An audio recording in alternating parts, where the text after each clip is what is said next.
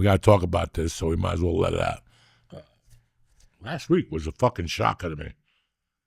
Last Tuesday, I was somewhere, and I'm driving home, and Dean Delray sends me a text.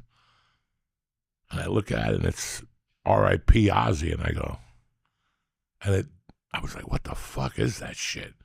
And I pulled over on the 9, and I called him. I go, what are you talking about? And he goes, dude, Ozzy died.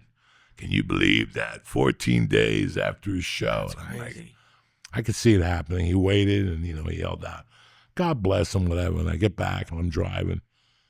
And then I just started fucking hitting me, man. I'm like, what the fuck? How did Ozzy Osbourne die? And I'm sitting there, and I always had a fear as a kid. I go, I'm going to have a hard time when Ozzy dies, Charles Bronson. And the last one that's going to kill me is Julius Erving. That's the last guy that's going to go, But it didn't bother me for a little while. I was like, okay. And then I go, let me put on his first solo album. And holy fuck. I just started crying, man. I just started fucking bawling.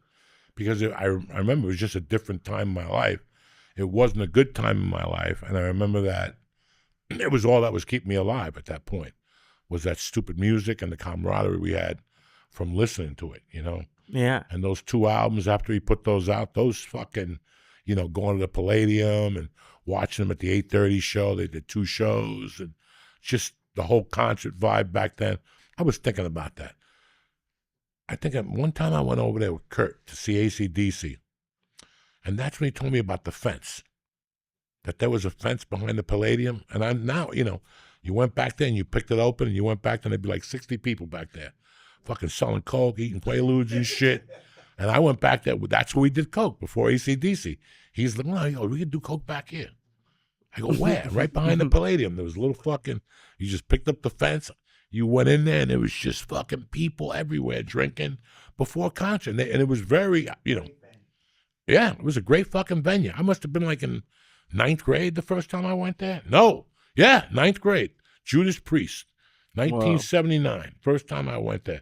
And I saw some fucking fantastic high level. I went to see Left Zeppelin on their first album open up for Judas Priest there. And that motherfucker came out with a motorcycle. On stage? Fuck yeah, from the back. That's from badass. The back of the Palladium. And they fucking, you're like, what the fuck is going on here?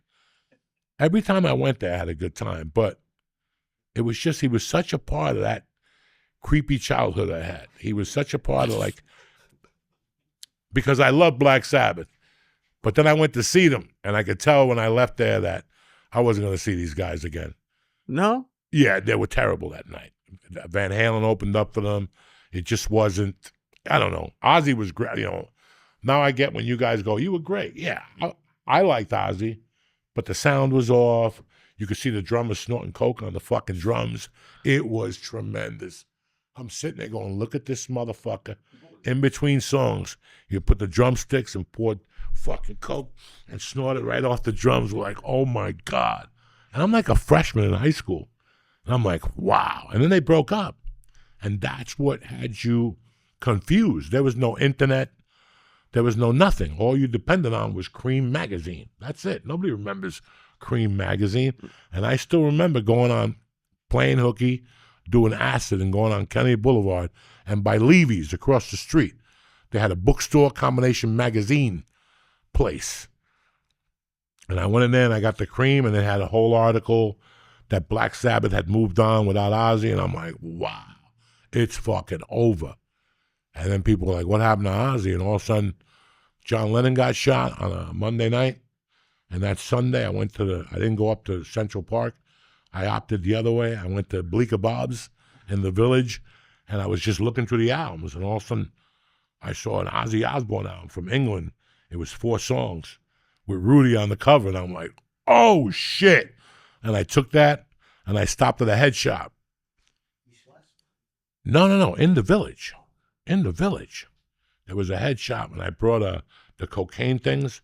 It was a wallet with a stone, with a bottle, with a razor blade, with a spoon, with a little fucking thing that you did with the spoon on top. I was fucking 16. Jesus. And the money, and here's the funny thing. I had just gotten money from that bank. I had $20,000. I had just gotten that Tuesday from a scam bank that we did. $20,000. At My 16. mother had just died. I didn't even know what to do with the money. I put it in my sock drawer. And at night, I would just take like $50 out. I didn't even know 100.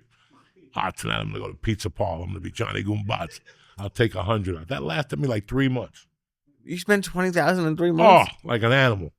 Snorting, buying clothes, eating dinners at that place on Tunley Avenue. It's like a stonemason. If on 50th and Tunley Avenue, there's a place that makes stone. They've been there since they made Jesus a stone. 2 doors down, Stancatos. Wasn't it that restaurant down there? Okay. You know which it's still something. It's a restaurant today. It's something else. But when we were kids, that was like a big mafia hangout. Like they didn't go up on this side. They would go on that side. There was a couple of little Italian restaurants. And every time you went in there, you see 8 old guys with cigars and shit. Like, oh, I know what time it is. They wouldn't eat on the Kennedy Boulevard ones. They eat on the Tunley Avenue ones. Pretty fucking interesting.